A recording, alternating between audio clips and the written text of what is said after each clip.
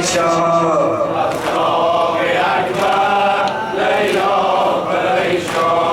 از داغ اکبر لیلا پریشان لیلا بگفتا ای جان مادر قدمت فلک را بخشید خواهر لیلا بگفتا ای جان مادر قدمت فلک را بخشید خواهر لوح قلم را بنمود از ای قلب احمد ای نور یزدان از داغ اکبر لیلا پریشان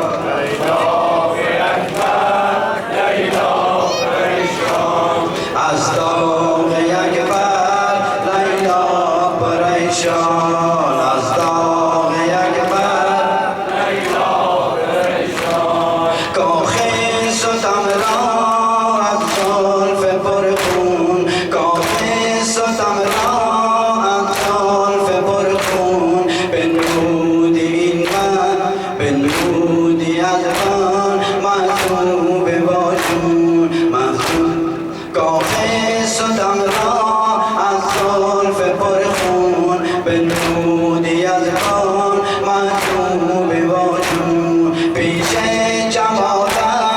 اقوام ملعون چون شمسی آمد به ماه تابان از داغ اکبر لیلا پریشان از داغ اکبر لیلا پریشان از داغ اکبر لیلا پریشان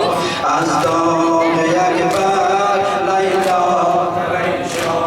خون می چکد از رخسار خواهم خون می چکد از رخسار خواهم باشد که سوزم از سوز نامم تحت الملک بس با شمامم تحت العلک بس با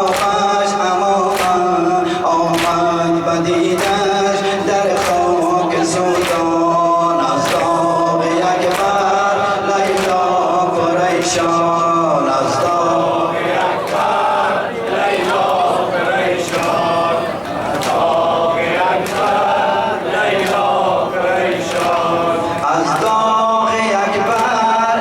لیلا پریشان از داغ اکبر لیلا پریشان از داغ اکبر لیلا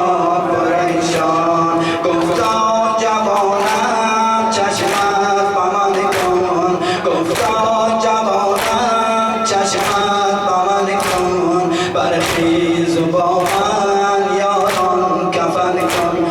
گفتا جوانم چشمت با من کن برخیز و با من یاران کفن کن خوشنود